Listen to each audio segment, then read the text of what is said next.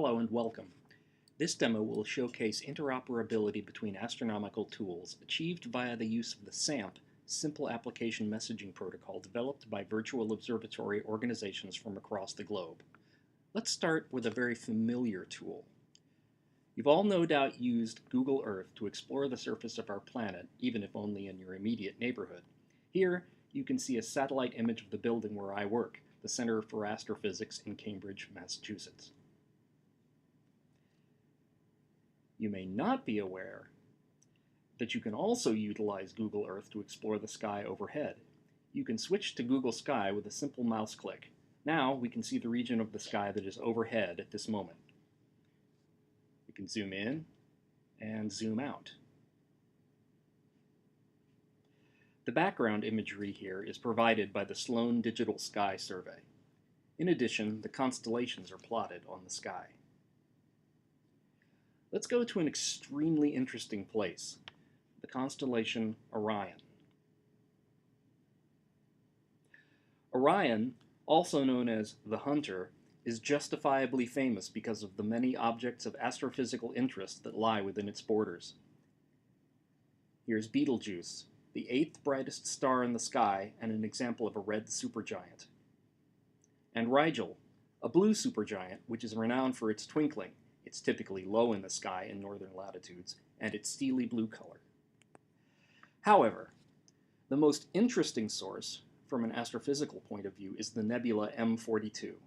This is the brightest star-forming region in the sky. It's visible with the naked eye from clear, dark skies. Zooming in on this object, we can see that at the very center of the field of view we have a different view or image of the nebula in visible light and in much higher resolution than the surrounding image. This inset image is provided by the Hubble Space Telescope rather than the Sloan Digital Sky Survey. This exquisite image allows us to appreciate the complex structure of dust, gas, and stars at the center of the nebula. For this demo, we'll use an image from another space-based telescope, the Chandra X-ray telescope. X-rays are among the more energetic wavelengths in the universe. The Chandra X-ray telescope has allowed astronomers to delve into very energetic emissions of the universe at an unprecedented level of spatial resolution and depth. We can have a look at the data available from the Chandra X-ray telescope from within Google Sky by loading the Chandra Science Data layer.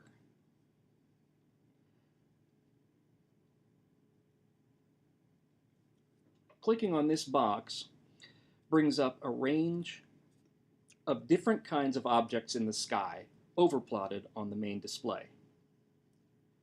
Now let's take a look at the various kinds of information available.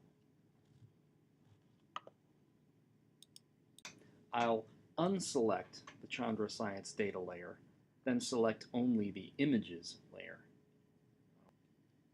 As you can see, the X-ray images have been plotted over the optical images, specifically where Chandra observations have been made and are available. It's interesting to note how the same region of the sky has completely different appearances at different wavelengths.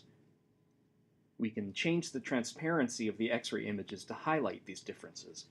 It's easy, for example, to see that in visible light, the center of this nebula shows few stars, while at X-ray wavelengths, the very energetic emissions from stars is able to pierce the gas and dust, and we can see many more stars. But this is not the only kind of information available from the Chandra Science Data layer.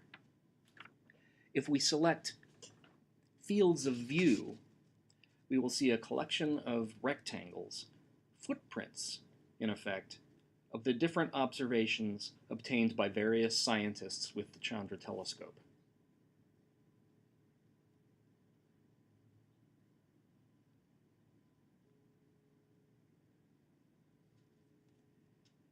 These rectangles are the projection of the Chandra detectors onto the sky. If we wish to know more about one particular observation, we can click on the rectangle and a link to the web-based Web Chaser application will allow us to see a summary of the most important parameters of that observation. the observation ID, the instrument used, and the name of the principal investigator. More information can be obtained by clicking on the View Observation Information button. Both a short and a more detailed summary of the observation are available. Perhaps most interestingly, we can access a listing of all known publications in the scientific literature which make use of or simply reference this data.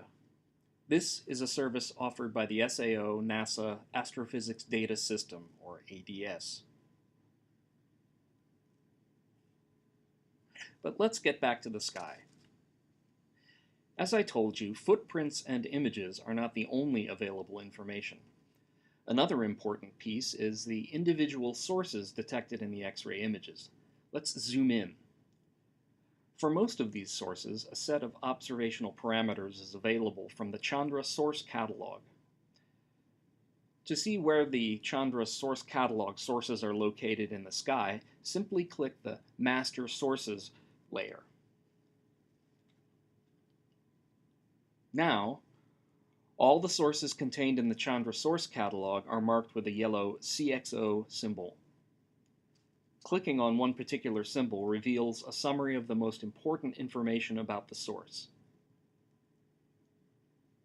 However, if we are looking for additional information, or say data on a set of sources, we can go to the web page of the Chandra Source Catalog, where we can find information about the Chandra Source Catalog itself and a range of ways to access the data contained within it. Very simply, the CSC collects all manner of data produced by the Chandra X-ray telescope: images, light curves, spectra, event files, and tabular data. We can access this database in different ways. For example, CSC-VO is a graphical builder for queries to the Chandra Source Catalog database.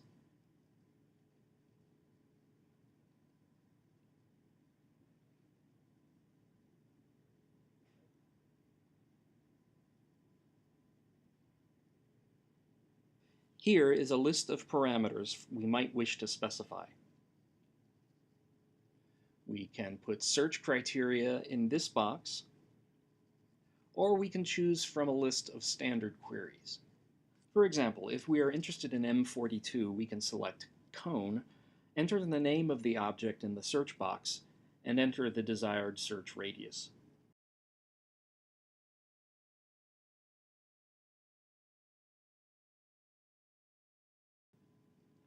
Now we will open a query I prepared earlier.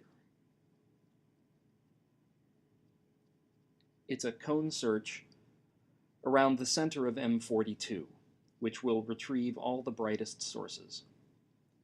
Let's launch the query.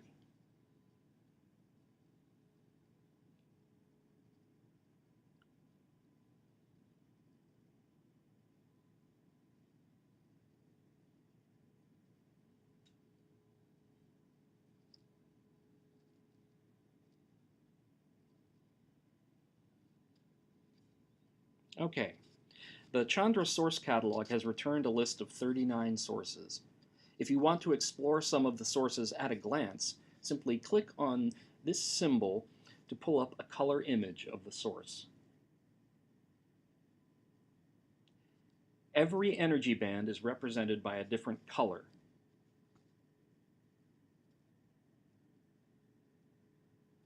We can also view individual images from the different bands. There's the broad band, the hard, the medium, and the soft. And so, we can see the differences in the same region of the sky at different energies.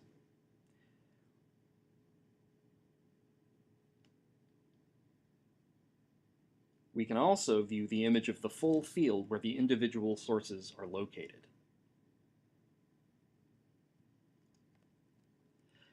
To do further analysis, we can select all the rows of the table, all the sources retrieved, and using the SAMP protocol, we can seamlessly deliver this table to the application TopCat. which is a tool to manipulate and analyze tabular data.